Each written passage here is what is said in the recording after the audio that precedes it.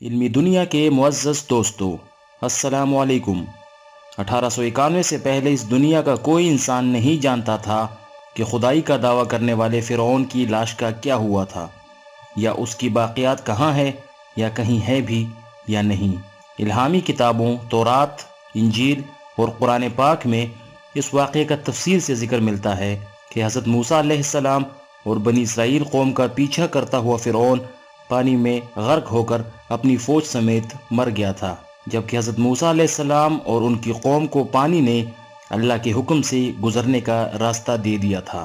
اس کے بعد اس کا کیا ہوا تھا، اس بارے میں بائبل اور تورات خاموش ہیں، لیکن قرآن پاک میں اس کے انجام کے بارے میں ایک بہت ہی عجیب بات کہی گئی تھی جس کی کسی کو سمجھ نہیں تھی کہ اس کا کیا مطلب ہے۔ خود مسلمان بھی اس بات کو پڑھ کر آگے گزر جایا کرتے تھے، یہ سمجھے بغیر کہ اس بات کا اشارہ کس جانب ہے۔ سورہ یونس میں فرعون کے مرنے کے بعد اس کا انجام کچھ اس طرح فرمایا گیا تھا، پس ہم تیرے بدن کو سمندر سے نکال کر محفوظ کر لیں گے تاکہ تو بعد میں آنے والوں کے لیے عبرت بن جائے۔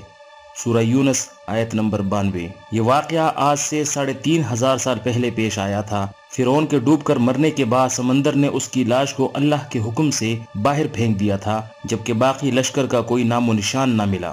مصریوں میں سے کسی شخص نے ساحل پر پڑی اس کی لاش پہچان کر اہل دربار کو بتایا۔ فرعونوں کی لاش کو محل پہنچایا گیا۔ درباریوں نے مسالے لگا کر اسے پوری شان اور احترام کے ساتھ تابوت میں رکھ کر محفوظ کر دیا۔ حنوط کرنے کے عمل کے دوران ان سے ایک غلطی ہو گئی تھی۔ فرعون کیونکہ سمندر میں ڈوب کر مرا تھا اور مرنے کے بعد کچھ عرصہ تک پانی میں رہنے کی وجہ سے اس کے جسم پر سمندری نمکیات کی ایک تہ جم گئی تھی۔ مصریوں نے اس کی لاش پر نمکیات کی وہ تہ اسی طرح رہنے دی اور اسے اسی طرح حنوط کر دیا۔ وقت گزرتا رہا، زمین و آسمان نے بہت سے انقلابات دیکھے جن کی گرد کے نیچے سب کچھ چھپ گیا، حتیٰ کہ فرعونوں کی حنوط شدہ لاشیں بھی زمین کی تہوں میں چھپ گئیں۔ ان کے نام صرف کتابوں، ان کی تعمیرات اور لوگوں کے ذہنوں میں رہ گئے۔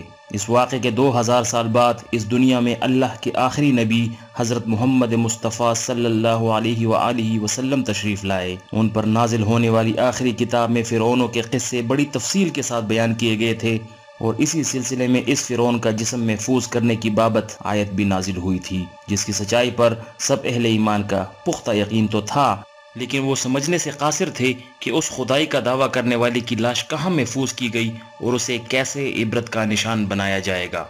1871 میں مصر کے ایک شہر الغورنیہ سے تعلق رکھنے والے غریب اور معمولی چور احمد عبد الرسول کو فرعونوں کی حنوط شدہ لاشوں کی طرف جانے والے خفیہ راستے تک رسائی مل گئی۔ احمد عبد الرسول نوادرات چوری کر کے بیچا کرتا تھا۔ ایک دن وہ دریا نیل کے کنارے کے قریب تبیسا کے مقام پر اسی سلسلے میں پھر رہا تھا جب اسے ایک خفیہ راستے کا پتہ چلا۔ وہاں وہ نوادرات کی چوری کے لیے جگہ کھود رہا تھا کہ اسی دوران اسے کچھ لوگوں نے پکڑ لیا اور پولیس کے حوالے کر دیا۔ وہ جس جگہ کو کھود رہا تھا وہاں سے ملنے والے راستے کی جب مسلسل کھدائی کی گئی، دوسری ممیوں کے ساتھ اسی غرق ہونے والے فرعون کی لاش بھی مل گئی۔ اس کے کفن پر سینے کے مقام پر اس کا نام لکھا ہوا تھا۔ ان ممیوں کو ماہرین قاہرہ لے گئے۔ جب ان ممیوں کا تفصیل سے جائزہ لیا گیا تو فرعون والی ممی پر جمی نمکیات کی تہ سے تصدیق ہو گئی کہ یہ وہی فرعون ہے جسے اللہ نے پانی میں غرق کر کے بدترین انجام سے ہمکنار کیا تھا۔ یہ بہت بڑا واقعہ تھا۔ اس کی تصدیق کے لیے دنیا بھر کے ماہرین آثار قدیمہ اور سائنسدان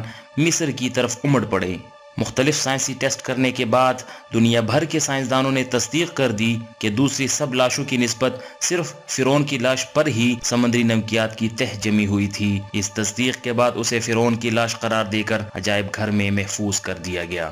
1982 میں فرعون کی ممی خراب ہونے لگی تو اس وقت کی مصری حکومت نے فرانس کی حکومت سے درخواست کی کہ فرعون کی ممی کو خراب ہونے سے بچایا جائے، نیز جدید سائنسی ذرائع سے اس کی موت کی وجہ بھی معلوم کی جائے۔ چنانچہ مصری اور فرانسیسی حکومت نے مل کر ممی کو فرانس لے جانے کا انتظام کیا۔ جب فرعون کی لاش کو فرانس پہنچایا گیا تو ایئرپورٹ پر اس دور کے فرانسیسی صدر بذات خود حکومت کے اعلیٰ عہدیداروں، تمام وزراء اور فوج کے افسران کے ساتھ استقبال کے لیے موجود تھے۔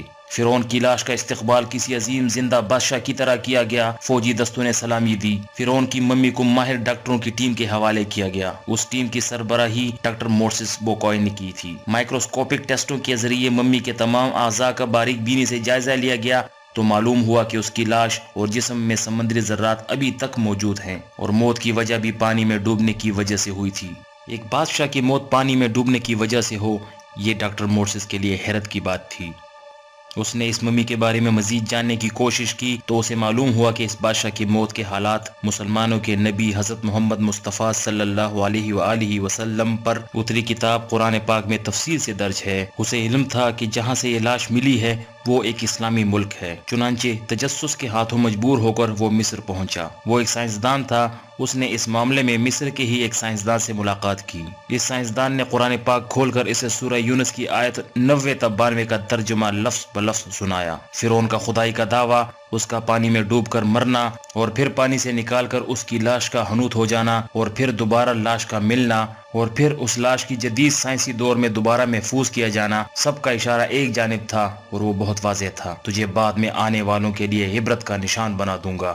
فرعون کی لاش ایسے محفوظ کر کے دنیا کے سامنے لا کر رکھ دی گئی کہ انٹرنیٹ کے ایک کلک پر رسائل اور جرائد پر، ٹی وی چینلز پر اور عجائب گھر میں اربوں انسانوں کی آنکھوں کے سامنے کریہ اور قابل ترس حالت میں موجود ہے۔ عبرت کے لیے، سوچنے کے لیے کہ عبادت کے لائق اور ہمیشہ رہنے والا وہی ہے جو سب کا خالق اور رازق ہے۔ ڈاکٹر مورسز نے آیت کا ترجمہ سنا تو اسی وقت پکار اٹھا، اللہ سچا ہے، قرآن سچا ہے اور اللہ کا نبی حضرت محمد مصطفیٰ صلی اللہ علیہ وآلہ وسلم سچا ہے۔ کلمہ پڑھا اور مسلمان ہو گیا۔ ویڈیو پسند آئے تو اسے اپنے دوستوں کے ساتھ شیئر کیجیے گا۔ آپ سے ملاقات ہوگی اگلی ویڈیو میں، تب تک کے لیے اللہ نگہبان۔